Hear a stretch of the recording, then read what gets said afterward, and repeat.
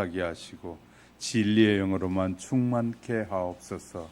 연약한 정도 주의 도구로만 쓰여지는 귀한 시간이 될 줄 믿고 예수님의 이름으로 감사 기도드립니다.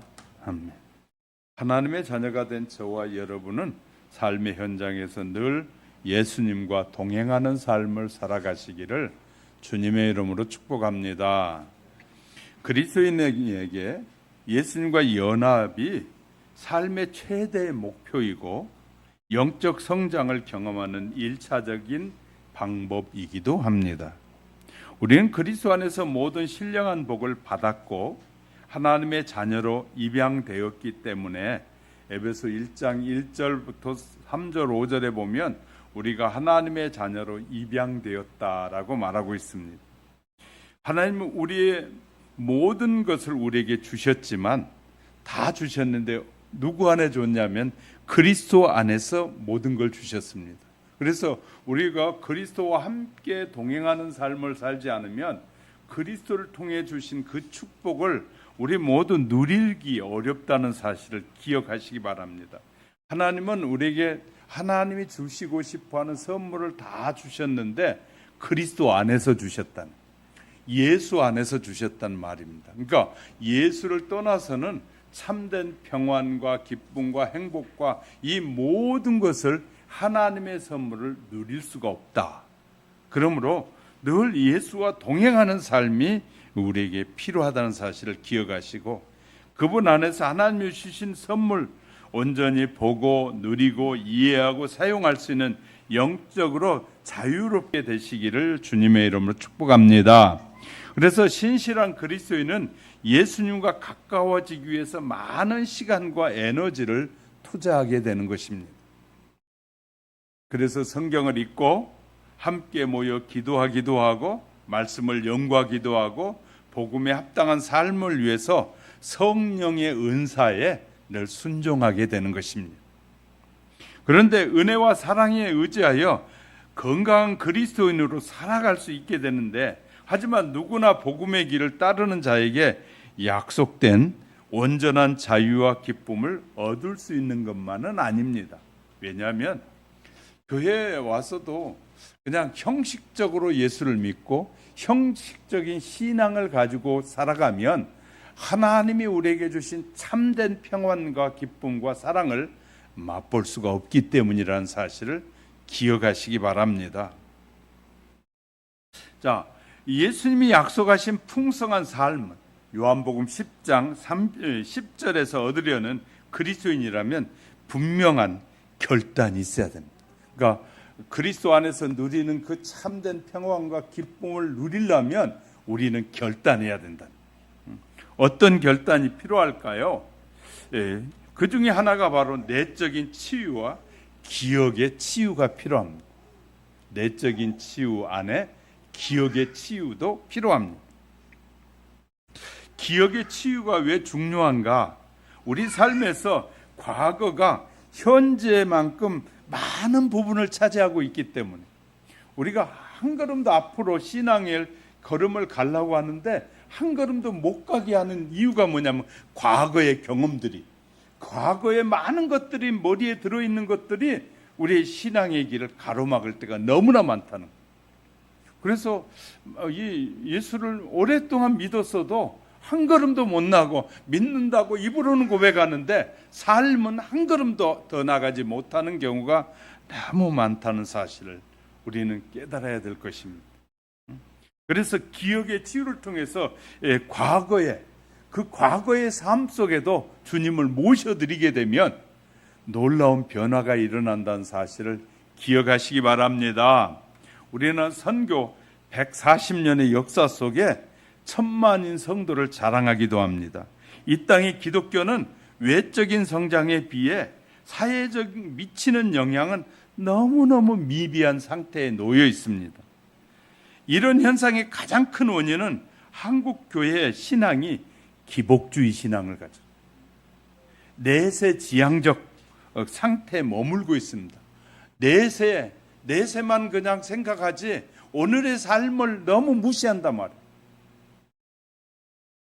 삶의 모습에서 비신앙인과 신앙인의 차이가 없어요. 예수를 믿는다고 하는데 신앙인과 비신앙인이 거의 똑같아요. 전혀 다르지 않다는 것이, 이게 큰 문제 중에 하나입니다. 자, 이러한 신앙이란 언어적 고백만이 아니라 삶의 변화된 모습에 분명히 있어야 됨을 우리에게 말해주고 있어요. 우리는 말만 예수 믿습니다가 아니라 말로 예수 믿으면 삶도 생활이 바뀌어야 된다는 거예요. 확실하게 바뀌어져야 된다. 하나님을 믿는다는 것은 이 지식적인 인식이 아니라 우리의 삶, 자신의 삶을 하나님이 원하시는 모습으로 변화되는 것을 하나님은 원하신다. 그래서 바울은 이 본문에서 그리스도를 주로 고백한 자들은 옛사람을 벗어버리고 그냥 새 사람을 입어야 한다, 새로운 옷을 입어야 된다 라고 말씀하고 있어요. 오늘 성도들이 개인주의적이고 형식적인 신앙에서 벗어나서 변화된 삶을 고백하는 신앙을 가져야 한다는 사실을 깨닫는 큰 은혜가 저와 여러분 속에 함께 가득히 채워지시기를 주님의 이름으로 축복합니다. 첫째, 믿음의 성도는 옛사람을 벗어버려야 한다. 오늘 본문 20절에 보면 오직 너희는 그리스도를 그같이 배우지 아니하였느니라. 그 말은 지금 부정적인 언어를 쓰고 있거든요. 그러면 많은 성도들이 그렇게 배우지 않았는데 그렇게 살고 있다 그 말이에요. 예수 그리스도를 믿으면 어떻게 살아야 되는지 다 가르쳐 줬음에도 불구하고 그렇게 살지 아니하고 있다라고 지금 말하고 있는 거예요. 사람이 새 옷을 입기 위해서 먼저 더러운 옷을 벗어버려야 되잖아요. 그리고 몸을 정결하게 해야 하듯이 바울은 새 사람을 입기 위해서 옛사람을 벗어버려야 한다고 분명히 말씀하고 있어요. 성도들이 벗어버려야 할 옛사람의 형태는 여러 가지의 모습이 있어요. 첫째는요, 유혹의 욕심을 따라 사는 것이다. 22절에서 그렇게 너희는 유혹의 욕심을 따라 썩어져가는 구습을 따르는 옛사람을 벗어버리고 라고 말씀하고 있어요. 여기에서 유혹의 욕심이란 인간이 자신의 뜻대로 사는 걸 말해요. 하나님의 말씀을 배웠음에도 불구하고 자꾸 자기 뜻대로 사는 거예요. 하나님의 뜻을 알려면 자꾸 하나님 앞에 물어야 되거든요. 하나님의 나를 향하신 하나님의 뜻이 무엇인지를 알려면 자꾸 물어야 돼요. 내가 어떻게 살기 원하십니까? 내가 어떻게 변화되길 원하십니까? 내가 어떻게 말하며 살기 원하십니까? 내가 어떻게 이웃을 사랑하길 원하십니까? 이렇게 물어야 되는데 그것에 묻지는 않고 그냥 내가 하고 싶은 대로 해버리는, 이것이 유혹의 욕심을 따라 살아가는 삶이라는 거예요. 자, 하나님을 어떻게 섬기고 이웃을 어떻게 섬겨야 되는지를 우리에게 다 말씀해 주셨어요. 그리고 네 생각대로 살지 말고 하나님의 생각대로 살고, 네 뜻대로 살지 말고 하나님이 기뻐하시는 것이 무엇인지를 따라서 살으라라고 계속해서 말씀하는데 우리는 내가 기분 좋아야 하고 내가 기분 나쁘면 안 해요. 그것은 내 뜻대로 산다는 거예요. 그러니까 내가 기분 좋으면 열심히 하지만 기분 나쁘면 안 하는 것, 이것은 내 생각이, 내 삶의 주인이 내이기 때문에 나일 때 그렇게 산다는 거예요. 자, 하나님이 기뻐하시는 원하는 삶을 살려면 옳게는 이 욕심을 버려야 된다. 유혹의 욕심을 버려야 된다. 아담의 범죄 이후에 범한 이 죄로 인해서 하나님의 영광이 이르지 못하게 된 것이 우리들의 모습이에요. 인간은 하나님과 단절된 삶을 살았던 것이거든요. 그래서 옛사람은 모든 일에 있어서 오직 자신이 중심이 돼서 자신의 뜻대로만 살아가게 된다는. 그러나 하나님의 말씀보다 자신의 뜻대로 사는 옛사람은 심판을 받고 모두 멸망할 수밖에 없다. 그러니까 내가 하나님의 말씀을 따라 살지 않고 내 중심의 삶을 사면 그 삶은 반드시 멸망받는 삶이 된다라고 성경은 우리에게 가르쳐주고 있습니다. 그러면 성도 여러분은 자신의 뜻을 죽이고 하나님의 뜻에 온전히 순종하는 것이 바로 새 옷을 입는 것이다. 두 번째는 썩어져가는 구습을 쫓으려는 경향을 벗어버려야 된다. 범죄한 인간은 하나님을 떠나 죄의 종로를 하게 되었습니다. 로마서 6장 6절이 그렇게 말하고 있어요. 그러므로 옛사람이 쫓는 구습은 바로 죄악된 행위를 말합니다. 항상 죄에 사로잡혀서 죄를 사모하고 선보다 악을 행하고자 하는 구습은 결국 우리를 사망에 이르게 하는 것이에요. 그러므로 그리스도를 주라 고백하는 자는 선하신 하나님의 자녀가 되기 위해서 내 생각대로 살려는 마음과 죄를 사모하는 마음을 벗어버려야 된다는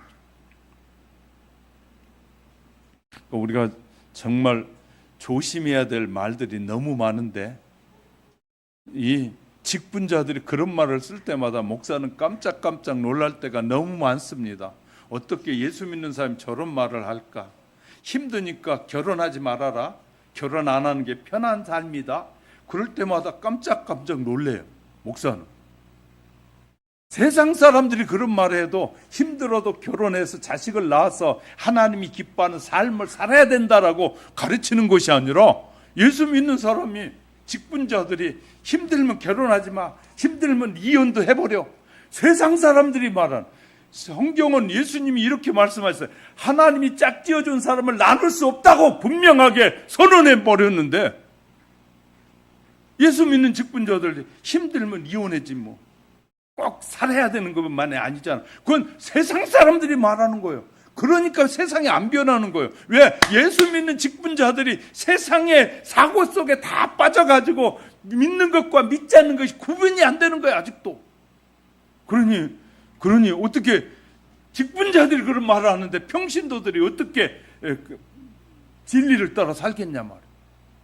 그 말은 그런 말을 하는 자체는 내가 진리를 따라 살지 않는다는 말과 똑같은 말이에요. 결혼에 힘들어도 결혼해가지고 자녀도 낳고 그런 가운데서 하나님의 사랑을 더 깊이 체험할 수 있단다. 그러면서 하나님의 사랑이 더 그 속에 역사하도록 기도해 줄 테니까 힘내라. 이렇게 말하는 것이 하나님의 자녀들이 해야 될, 하나님의 백성들이 해야 될 그 권면이고 위로고 축복인데 그렇게 말하지 않고 힘들면 쉽게 살아, 편안하게 살아. 죄 아래 있는 사람들한테 편안하게 살아. 그것은 죽으라는 말과 똑같은 거거든요. 정말 답답할 때가 너무 많은 거죠. 하나님의 말씀은 고난 가운데서도 하나님이 사랑을 주시고 고난 가운데 축복해 주고 지혜롭게 하고 세상 사람들과 다르게 사는 삶을 하나님이 약속하고 계시는데 그런 삶은 필요 없고 그냥 오늘만 편하면 되고 그냥 그러다가 천국까지 이런 비정상적인 미래관을 가지고 있다는 거예요. 성경이 이렇게 말해. 오늘 충실하게 최선을 다하는 사람이 믿음으로 사는 사람이 가는 곳이 천국이라는 거예요. 오늘 대충 살고 그냥 편안히 살다가 가는 곳이 천국이 아니라 말이에요. 하나님의 약속을 따라 성실하게 최선의 삶을 매일매일 살아가는 자가 천국에 가는 곳이란 말이에요. 이거 우리는 정말 조심해야 될. 그러니까 교회 안에서도 변화가 안 된 수많은 신자들이 있으니까 세상과 똑같은 거예요. 교회와 세상이. 그러니까 세상 사람들이 볼 때는 당신이나 우리나 뭐 힘들면 그만둬 불고 힘들면 쉽게 살고 배불리 먹고만 살면 다 되지. 이런 사고방식을 가진 이 그리스도인이 너무 많기 때문에 사회는 변화되지 않는 거예요. 아무런 영향력을 발휘하지 못하는 거죠. 하나님은 그렇게 살기를 원하지 않아요. 성도는 심령이 새로워져야 한다는 거예요. 새 사람을 입는다는 것은 외형적 변화가 아니라 근본적인 변혁을 의미한다는 거예요. 그러므로 새 사람을 입기 위해서는 먼저 심령이 새로워져야 됩니다. 저희는요, 우리 50이든 우리 김 집사님한테 장가 갈 수 있으면 가. 나는 그래요. 근데 믿음이 없는 사람들은 안 가는 게 편해. 얼마나 혼자 사는 게 쉽지 않아. 자꾸 그렇게 말하는 거예요. 무엇이 성경적일까요? 힘든 거 하나님이 너무너무 잘 아셔요. 우리가 남녀가 만나서 사는 삶에서 힘든 삶을 누가 힘들게 사는지 하나님이 너무너무 잘 아셔요. 그러면 힘든 삶을 통해서 하나님이 위로해 주시고 축복해 주시려고 그 삶을 허락하신 거예요. 그러니까 하나님이 내게 허락해 주신 삶이라고 생각하지 않고 이것은 그냥 못된 놈 만나고 못된 년 만나서 사는 것이야 라는 생각에 세상적 사고에 빠진 거예요. 자, 하나님은 모든 계획을 가지고 만남을 허락해 주셨잖아요. 믿습니까? 모든 만남은 하나님의 계획 속에서 이루어진 만남이고 하나님이 그래서 짝지어진 것은 사람이 나눌 수 없다고까지 말하고 있는 거예요. 그런데 생각의 사고는 아직도 세상적인 생각이야. 유교적 생각으로 가득 차 있어. 유교적 사상 속에 자란 저와 여러분이 하나님의 말씀은 간대에 없고 자꾸 유교적 사고와 세상적 사고와 편안한 마귀가 좋아하는 생각으로 가득 차 있어가지고 하나님의 말씀대로 살지 않는 거예요.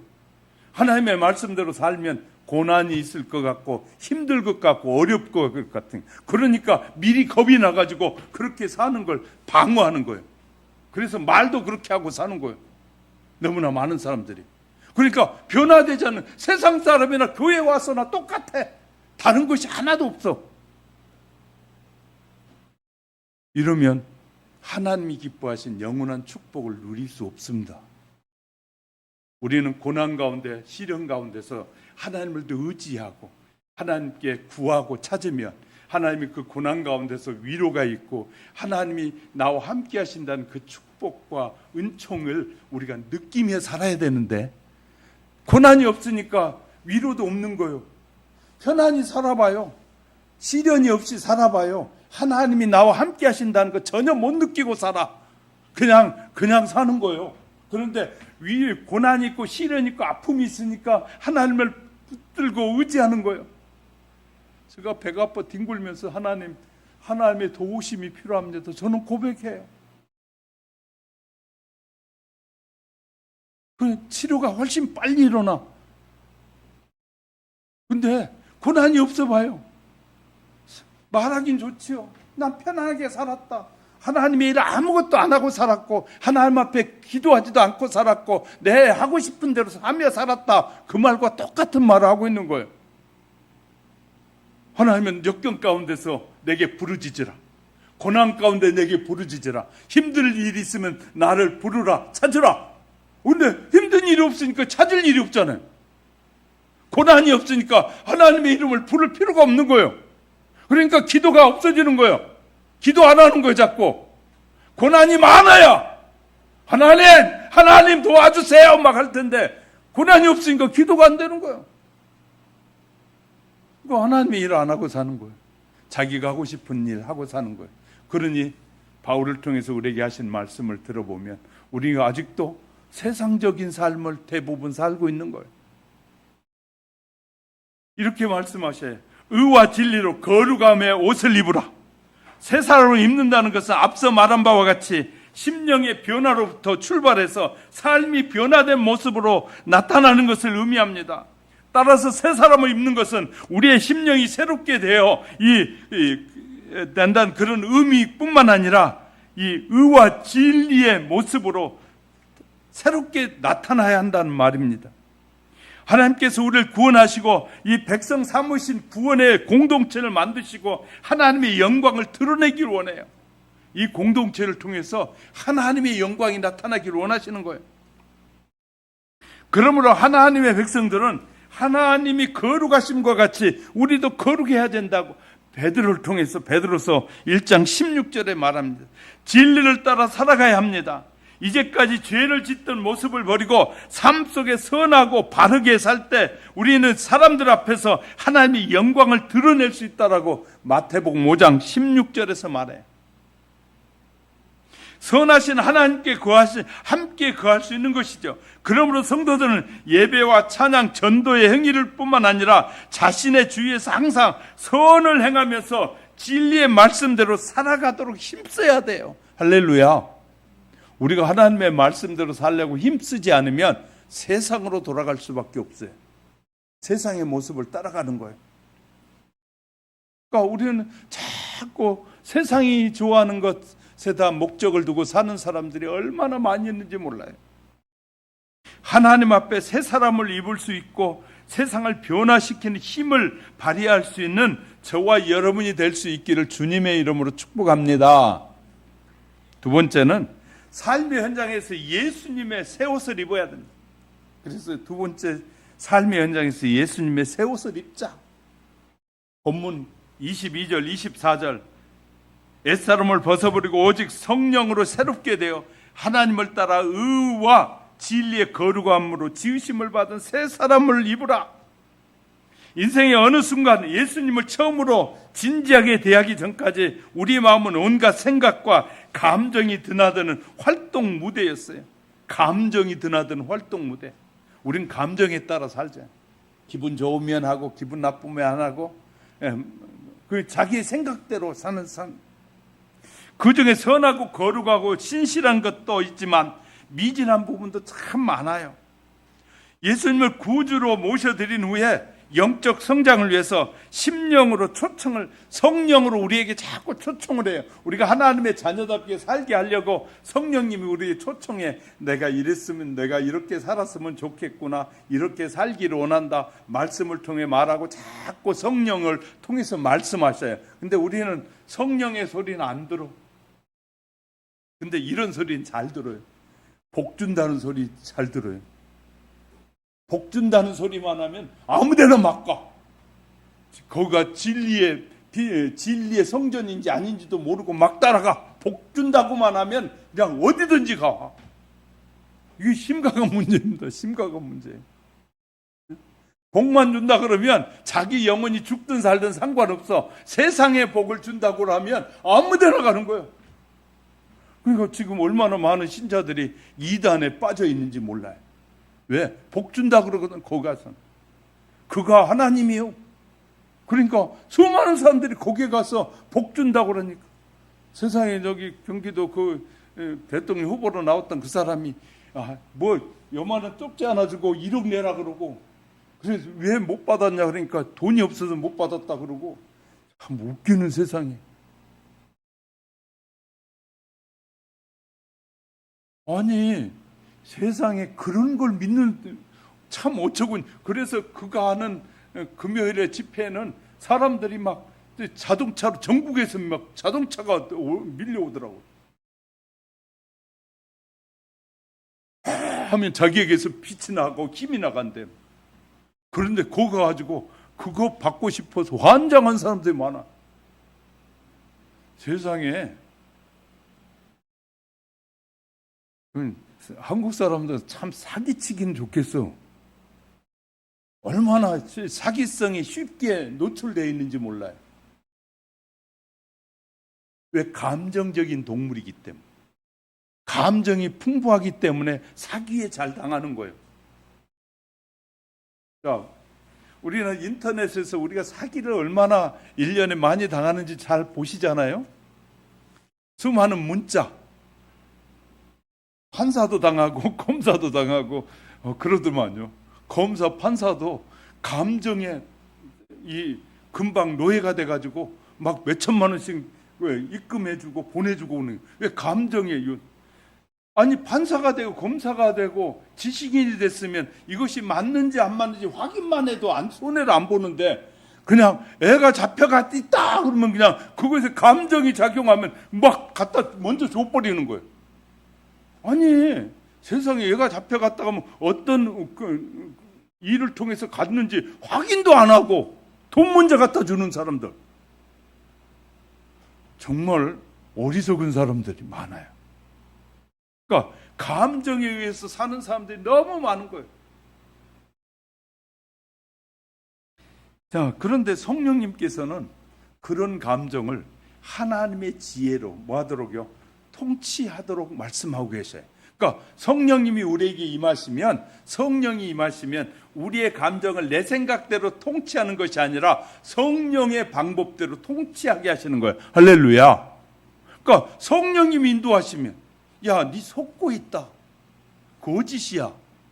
금방 알게 되시는 거예요. 그러니까 하나님이 우리에게 성령님을 늘 의지하고 살면 그런 문자가 오고 어떤 일이 생기면 우리의 지식 있잖아요. 인간은 지식을 하나님이 선물로 주셨잖아요. 지식을 통해 분별해 봐야 되잖아요. 가장 먼저 확인해 봐야 되잖아요. 세상에 확인도 안 하고 그냥 몇 천만 원씩 몇 억씩 내놓는 사람들, 한국 사람들이에요. 우리의 이웃에 그런 사람들도 있잖아요. 정말 그런 우리의 감정, 우리의 마음을 오직 심령이 새롭게 되어 하나님에 따라 의와 진리의 거룩함을 옷 입으라. 영적 개혁이 일어나야 된다는 거예요. 저와 여러분의 삶의 개혁이 일어나야 된다고 말씀하고 있어요. 누가 무엇이 우리의 마음을 완벽하게 개혁해 줄 수 있느냐? 인본주의 심리학이나 당연히 할 수 없습니다.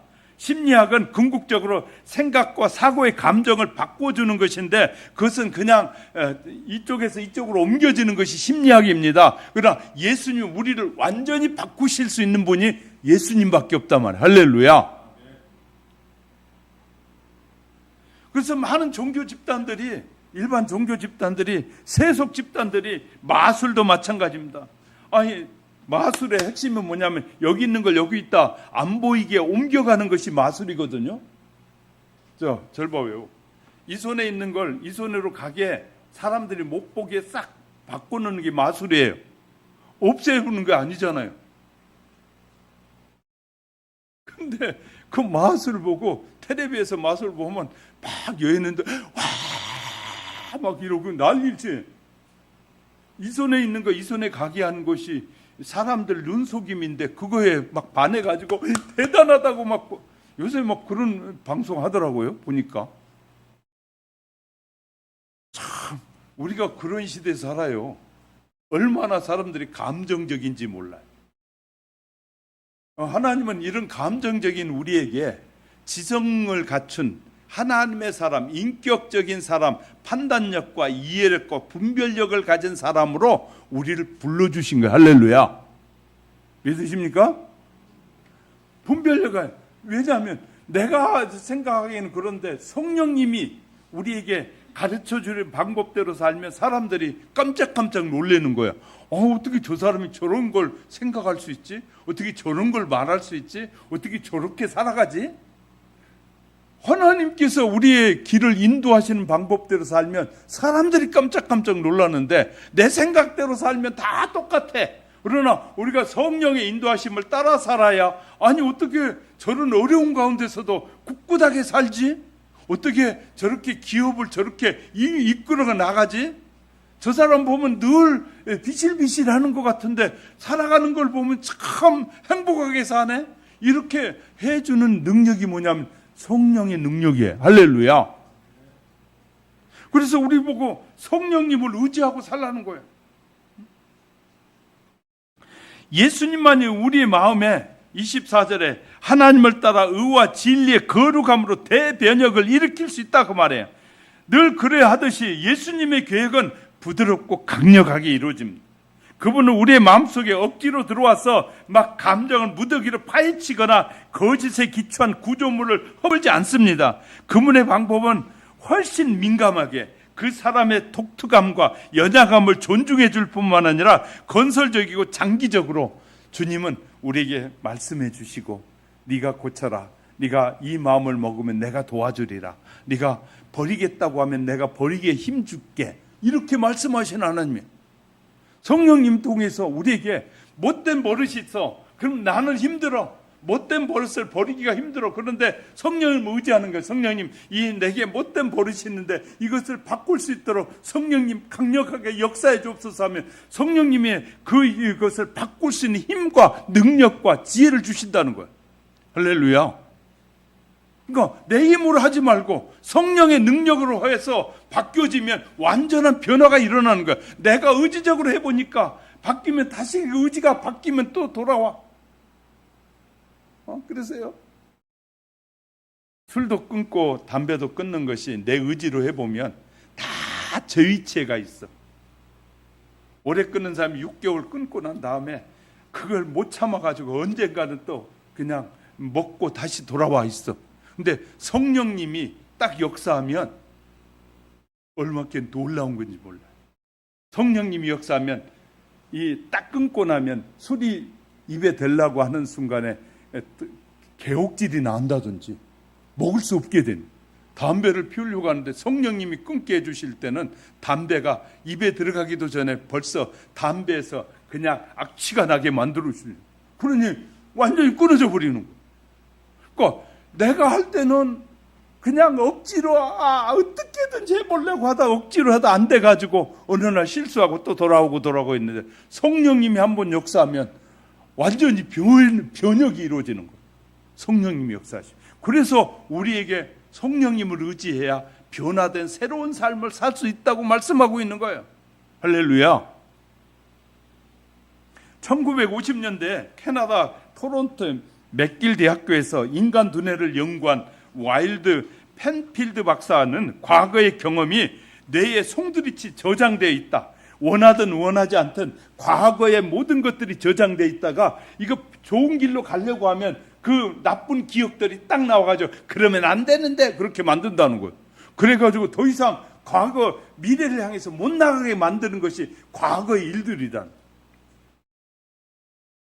과거에 나쁜 경험이 많은 사람들일수록 미래를 향해서 나가는데 엄청난 장애가 많아. 그래서 우리가 과거에 어떤 경험이 많았느냐가 중요한 거거든요.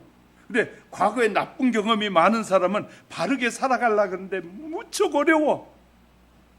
왜? 장애가 일어났어. 자, 절 보세요. 불교와 유교 집안에서 자란 저와 여러분이 선한 일을 하고 거룩한 일을 하려면 무척 힘들어. 그런데 기독교 집안에서 자란 사람은 그 어려운 일 아니에요. 너무너무 쉬워. 그냥 당연히 그렇게 사는 거예요. 저는 3대째가 신앙생활 하다 보니까 저는 태어나면서부터 교회에서 자라고 주일날은 당연히 교회 가는 것이 저는 한 번도 거절한 적이 없어요. 왜? 당연히 가는 날이니까. 그리고 말씀을 듣고 배우고 읽고 하니까 사는데 전혀 지장이 없는 거예요. 그런데 불교의 문화에 완전히 빠진 사람, 유교의 문화에 빠진 사람이 제사 거절하기 어렵잖아요.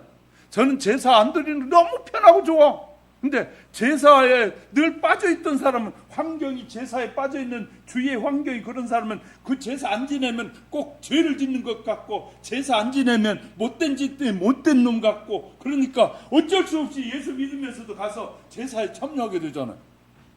왜? 문화가 그렇게 만들어져 있기 때문에. 근데 문화가 그렇게 만들어져 있는데 내가 예수 그리스도를 나의 구주로 고백하고 내가 예수님을 받아들였다면 당연히 그 속에서 나는 하나님의 자녀가 됐으니 이제는 아내입니다 하고 말해야 당연한데 못 끊는 거예요. 얼마나 그것이 강력한지 몰라요. 사람들 눈치 보고 사람들이 어떻게 나를 말할까 이런 것 때문에 못하는 거예요. 근데 저는요 3대째가 되다 보니까 자연히 그렇게 자랐고 그런 거 전혀 안 하고 살았기 때문에 그거 뭐 전혀 부담되지 않아요. 죄스럽지도 않고. 그러니까 우리가 과거에 몇 개 묻혀 사는 사람들이 과거가 미래를 향해 나가는데 엄청난 장애가 되는 거예요. 그러니까 우리 한국에는 명절만 되면 제사, 제도 뭐 이런 것들 때문에 고민하는 사람이 하도 많으니까 장사 속에 이의가 밝은 사람들은 그래서 리조트에다가 세상에 자기 부모님만 옛날 말로 하면 제사가 그렇게 드리면 아주 쌍놈이고 그런 제사예요. 왜냐하면 다른 사람 부적 써놓은 거 그거에 갖다 하나만 썼다 그냥 거기다 갖다 또 해버리잖아. 그리고 마음의 위안을 얻는 거예요. 그건 정성이 없는 제사잖아. 그건 형식적인 제사인 거예요. 이제 예를 들면 그들의 문화로 설명한다면 그렇단 말이에요. 근데 그러면서도 자기는 할 일 다 했다라고 말하네. 신자는 그게 아니라고 말해요. 하나님은 우리에게 그게 아니라고 말씀하셔요. 그건 아무 의미 없는 짓이고 그것은 죽은 자를 위해서, 땅에 묻힌 자를 위해서 하는 것은 아무 의미 없다고 분명히 말하고 있단 말이에요. 그런데 그 문화에 찌든 사람이 예수 믿으려니까 목사님 힘들어요. 왜? 제사 안 드리면 온 가족이 나만 예수 믿는데 이제 온 가족들이 미친놈이라 그러고 이제 예수 믿으니까 별짓을 다 한다 그러고 제 부모에게 제사도 안 드는 부모 제사가 어떻게 시작됐는지도 알지 못한 사람들은 무식이 용감하다고 무식하면 용감해져요. 얼마나 무식하면 용감한지 몰라요. 뭐 간을 쓰고 뭐 대학을 나온 사람이 유식하다고요? 얼마나 무식한지 몰라요. 제사가 어떻게 시작됐는지도 몰라요. 어디서 시작되고 어떤 유래가 있는지도 몰라요. 목사님 저는 다 알아요. 배웠어요. 그래서 제사 드릴 필요가 없구나. 아는데 그냥 우리는 습관에 따라 감정에 따라 막 드리고 사는 거예요. 그러니까 과거가 미래를 향해서 하나님의 자녀답게 살기 위해서 나가는데 과거의 수많은 기억들이 엄청나게 작용하고 있단 말이에요. 이해가 되셨어요? 저희 집의 자녀들은 아무런 제사 이런 거에 대해 너무너무 편해. 그런 일에 아무 장애가 없어요. 근데 힘들어요. 근데 누군가가 결정을 하고 살았기 때문에 그 결과로 우리는 얻어진 거예요. 그것이 평안을 얻은 거예요. 그러나 예수 안 믿는 사람들이 이제 예수 믿고 나면 이런 문화적, 감정적 이런 잘못된 지식들이 수많은 삶을 얽어매 나온 거예요. 그래서 자유롭게 신앙생활하고 자유롭게 살아가는 삶을 자꾸 방해한단 말이에요. 그러니까 과거의 기억들이. 그래서 이 심리학 교수가 연구해 보니까 과거의 기억들이 미래를 향해 나가는데 자꾸 장애 요소가 되더라라고 쓰고 있는 거예요.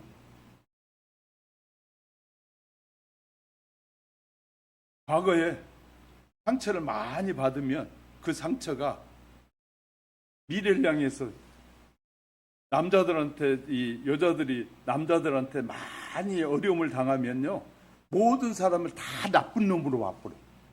여자들한테 상처를 많이 받은 남자들은 모든 여자는 다 이상한 여자로 보게 되는 거예요. 과거가 그렇게 무서운 거예요. 근데 절 보세요. 그런데 이것을 하나님 앞에 기도를 하면서 하나님 과거의 내 이 삶이 신앙생활하는데 장애 요소가 되니까 과거의 잘못된 삶을 하나님이 그곳에도 어루만져 주셔서 과거를 치료해 주면 미래로 나가는데 편안해지겠죠. 맞으면 아멘이라도 좀 해봐요. 아멘? 예. 자, 과거의 잘못된 지식이 나를 사로잡고 있었는데 그 지식에 성령님이 역사해 주시고 주의 은혜가 임하면 그것이 바뀌어지잖아요. 과거에 잘못된 사고가 딱 사로잡고 있는 그곳에 주님이 역사해 주시니까 그곳에 주님이 은혜가 임하니까 그 과거의 잘못된 삶이었구나를 내가 인식하고 나니까 과거 미래를 향해 나가는데 너무 편해지기 시작한. 그 심리학자들이 찾아낸 것이 거기에 기독교 심리학자들이 과거에 이런 것들이 신앙생활에 걸림돌이 너무 많이 되더라. 그래서 이제 묵상 기도하면서 너무 시간이 제가 다 설교하기가 너무 힘든 것 같아 지금. 그래서 좀 요약해 볼게요. 심리학자들이 연구해 보니까 기독교 심리학자들 그러니까 모든 기독교인들이 해야 할 일 중에 하나가 뭐냐면 과거의 기억을 하나님이 예수님이 치유해 달라고 잘못된 상식과 잘못된 사고에 빠진 그 부분도 주님 앞에 어루만져 달라고 기도하면 주님이 그것을 어루만지는 순간에 잘못된 지식이겠구나 깨달아지니까 사람들이 바뀌더라. 이해가 되셨어요? 그래서 여러분이 기도하면서 과거에 내가 잘못된 사람을 대하는 사람을 바라보는 잘못된 사고가 가득 차 있다면 그것마저도 그 과거의 삶 속에 주님이 역사해 주셔서 그 과거의 잘못된 것을 고쳐달라고 새롭게 해달라고 기도했더니 그 사람이 훨씬 밝은 마음으로 신앙생활하는데 유익되더라. 동의합니다. 저도. 그러니까 우리가 과거가 미래를 향해서 나가는데 엄청난 장애를 많이 주는 거예요. 그러니까 그 안에는 부모와 형제 사이에서도 관계도 있어요. 부모가 어리석은 부모가 있어요. 다 유식하고 똑똑하고 다 자녀에게 다 헌신적인 부모만 있는 거, 헌신이 과해서 이 악신이 되는 수가 많거든요. 너무 자식을 잘 기르라고 잘 길러가지고 세상 복을 누리는 사람으로 키워보고 싶어 하다 보니까 자식들에게 상처를 주는 경우가 많아요. 그 상처가 받았다고 할 때 무의식적으로 부모도 어리석어서 못할 수 있잖아요. 그러면 이 설교를 듣고 저와 여러분이 할 수 있는 유일한 방법은 여러분 스스로가 주님 앞에 그것을 맡기고 주님 그 부분까지도 주님이 어루만 주셔서 치료해 달라고 기도하면 돼요. 이해가 되셨어요? 그러면 여러분의 마음에 과거의 아픈 상처가 치료되어지면 이제 치료됐다는 것은 과거를 이해하고 받아들인다는 말이에요. 할렐루야. 받아들이게 되면 이해력이 더 커지기 시작하면 달라지는 거예요. 이해가 되셨어요? 아, 사랑이 왜곡된 사랑을 하셨구나. 우리 부모님이 나를 사랑 안 해서가 그런 것이 아니라 나를 더 잘 세상적인 축복을 누리게 해보려고 하다 보니까 그러셨구나 하니까 그를 불쌍히 여길 수 있단 말이에요. 이해가 되셨어요? 자, 모든 관계는 어떻게 생각하느냐가 너무너무 중요한데 우리의 과거가 못된 과거들도 있어요. 저거 우리 집사람 저한테 막 나보고 못된 사람이라고 그래요. 제가 좀 어리석어서 그랬던 것 같아요. 근데 애들한테 상처도 줬다고 그러고 그래요. 막 그런 것이 있다고 그래요. 자, 그럴 때 우리가 어리석어서 나는 잘해보려고 했는데 자식들은 그걸 받아들이기 수용하기 어려웠단 말이에요. 그랬으면 이제 그런 부분까지도 과거에 부정적이었던 부분까지도 주님 앞에 맡기고 묵상하면서 주님 과거에 이러이러했던 삶에 대해서 주님이 어루만져 주시고 치료해 주세요. 고쳐주세요 하면 과거가 잘못된 것이 아니라 잘못된 의식이었다면 우리가 바뀌어지게 될 때 우리가 믿음의 삶을 향해 더 힘차게 나가는 새 옷을 입고 거룩한 삶을 사는데 엄청난 유익을 주게 된다는 거예요. 이해가 되셨어요? 과거에 묵혀 있으면 비슷한 사건만 생기면 또 돌아가 버려요. 그래, 나한테 그랬지. 그런 나쁜 생각을 가지고 살면, 그런 생각이 늘 사로잡고 있으면 부모만 보면 자꾸 그런 생각이 들어요. 그래서 제가 설교하면서 우리 부모님에 대한 얘기도 제가 잔뜩 조금 했던 것 같은데 저도 저희 아버지가 저에게 해주는 엄청난 상처들이 있었다고 말씀드렸어요. 어릴 때 성장할 때. 좀 더 부끄러운 얘기 할까요? 아버지가 너무 포악적이라 우리 아버지를 아신 우리 집사님들도 있고 하니까 우리 큰형님이 집을 나갔고 둘째 형님이 집을 나가서 아들 소인 집에 둘이 다 집을 가출해 버렸어요. 제가 그런 아버지를 찾아서 이 동네 저 마을에 술집에 가서 집에 갑시다 하고 손을 잡고 오는데 그때 제가 딱 본 거 하나 있어요. 아버지가 저기 이렇게 술이 취해가자는 말이 야 형님 둘이 다 나갔는데 니는 안 나갔구나. 저한테 그러는 거예요. 술이 취해가지고 오면서 저희 손을 잡고 오면서 니 하나라도 있으니까 내가 그래도 좀 낫다 하면서 눈물 흘리는 거예요. 형 둘은 집을 나가버렸어요. 아버지의 그 고통스러운 일 때문에 못 견디고. 그래 우리 큰형님은 집을 나가서 6년 만에 들어왔어요. 부끄러운 저 얘기하는 거예요. 네, 초등학교 6학년 때 집을 나가지고 서울로 전라도 순천에서 집을 나가지고 서울로 도망왔는데 갈 데가 없으니까 고아원으로 간 거예요. 부모가 없다고 그러니까. 그래가지고 부천에 있는 고아원에서 중학교를 졸업하고 집을 찾아왔어요. 6년 만에. 나는 어려서 우리 큰형님이 없는 줄 알았어요. 왜냐하면 6년 만에 갑자기 큰형님이 나타난 거예요. 그래서 저도 엄청난 그래서 부모가 믿고 쉬우는 거예요. 아니 어떻게 부모가 저럴 수 있을까? 그런데요, 제가 예수님을 내 마음에 막 모셔드리는데 갑자기 어느 날 그런 아버지를 바라보는데 내 마음속에 참 불쌍한 삶을 사셨다라는 생각을 주님이 성령이 딱 들어오는 거예요. 그러니까 그 다음부터 불쌍히 여겨지는 거예요. 그러니까 미움이 싹 사라지는 거예요. 성령이 역사하니까. 그러니까 내 마음으로는, 내 생각으로는 도저히 용서가 안 되는 거예요. 과거의 내 삶에서. 근데 성령님이 내 마음과 생각을 딱 어루만지시면서 그런 한 번 눈물 흘리면서 내게 보였던 그것이 기억나게 하면서 아버지의 마음은 그거였다는 거예요. 진짜 마음은. 그런데 술에 취해서 사탄이 계속해서 자녀들 괴롭게 하고 힘들게 했던 것들이 다 저 안에 기억나게 하고 생각나게, 사탄이 저런 악한 짓을 했구나를 딱 깨닫고 나니까 그런 부모가, 악한 영에 사로잡혀 살아온 부모가 불쌍해지기 시작한. 이해가 되셨어요? 아, 저래서 그렇게 살았구나. 나는 저렇게 절대 안 살아야겠구나. 그래서 하나님의 목사를 시킨 것 같아요.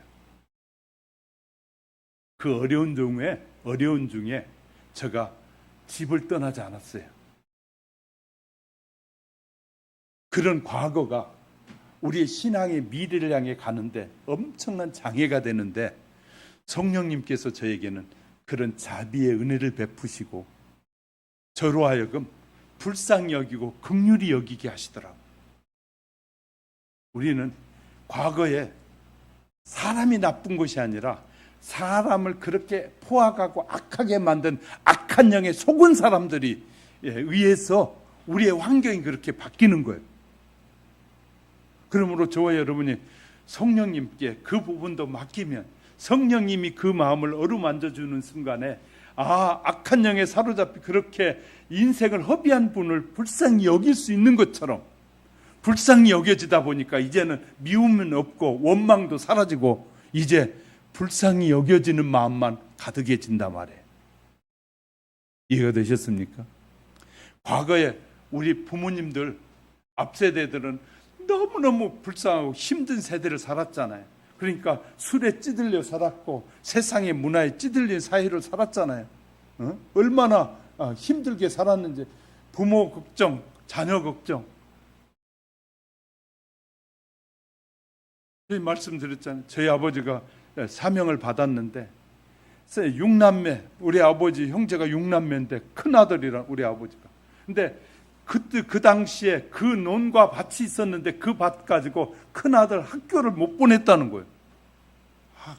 얼마나 그 어려운지. 학교 가는 아들을 보고 가지 말고 직장에 돈 벌으라고 그랬다는, 큰아들. 그래서 학교를 못 다니고 직장에 가서, 광산에 가서 일을 하면서 동생들 돌봐야 됐다는 거예요. 그래서 신학을 하다가 그만뒀거든. 그런 고통스러운 것들을 다 이제 나는 알고 있으니까 주님이 딱 어루만지시니까 그래서 그럴 수밖에 없겠구나라는 그런 사고가 내 속에 딱 들어오니까 이제 힘들고 불쌍하게 사셨구나라는 생각하니까 다 용서가 되기 시작한다. 이해가 되셨어요? 그래서 그런 과거까지도 나를 건강한 신앙의 삶을 살려고 하는, 방해하는 그런 요소까지도 주님 앞에 기도하면서, 주님, 내가 돌아보니까 과거에 이런 것들이 내 신앙생활을 가로막습니다. 하나님, 이런 아픔들도 어루만지셔서 치료해 주시면 더 건강한 믿음의 삶을 사는데 도움이 되겠다고 주님 앞에 맡기라는 거예요. 현재뿐만 아니라 과거도 맡기고 미래도 하나님 앞에 맡기면 현재와 과거와 미래를 온전히 주장하신 하나님이 우리를 거룩하고 아름답게 세워가신다고 말씀하고 계셔요. 할렐루야. 우리는 사람을 원망하고 미워하면 안 됩니다. 그래서 성경은 하나님을 사랑하듯 내 이웃을 내 몸과 같이 사랑하라고 하신 거예요.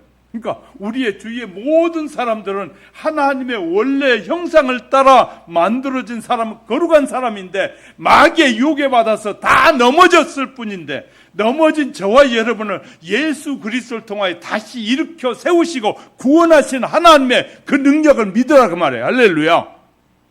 그리고 그분 안에서 평안을 누리라는 거예요. 우리가 돈이 있어야 평안한 것이 아니라 그리스도 안에 있을 때 참 평안을 누리는 거예요.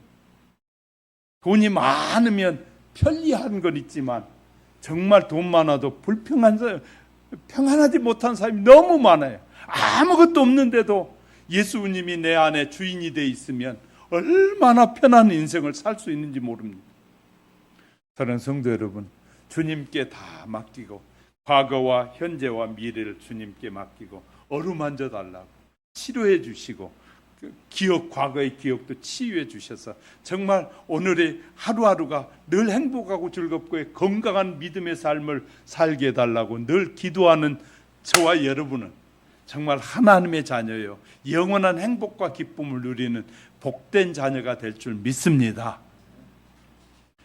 잠시요, 눈을 감고 한번 돌아보십시오. 여러분 삶의 과거에 여러분에게 가장 큰 아픔이 있다면 어떤 것이 있습니까? 부모나 형제나 이웃을 통해서 여러분에게 어떤 상처들이 있습니까? 그 상처 때문에 내가 부정적인 사람이 될 수 있고 긍정적인 사람이 되는 일에 방해되는 요소가 되기도 합니다. 우리는 하나님은 모든 하나님을 사랑하던 내 이웃을 내 몸과 같이 사랑하라고 하는데 여러분 마음속에 미운 사람이 잠재하고 있다면 그것도 여러분이 해결해야 될 문제 중에 하나입니다. 어떤 사람이 여러분 마음속에 가장 미운 사람으로 존재하고 있다면 하나님 불쌍히 여겨달라고, 여러분의 마음을 어루만지고 치료해달라고 한번 기도해 보시지 않겠습니까? 그리고 이후에도 여러분이 기도하다가도 그런 부정적인 생각과 부정적인 사람들, 원망과 불평하고 나에게 아픔을 주고 상처를 줬던 사람들이 생각나거든 하나님 그 마음에 어루만져 달라고, 그리고 치유해 달라고, 기억을 치유해 주고 이 잘못된 내면의 세계를 치유해 달라고 기도하면 미래를 향해서 싱싱 달리는 믿음의 길을 걸어갈 수 있다는 사실을 기억하면서 주님, 과거와 현재와 미래가 주님의 손안에 있으니 주님이 내 삶의 여정에서 주인이 돼서 나를 다스려 달라고 한번 잠시 기도드리십시다.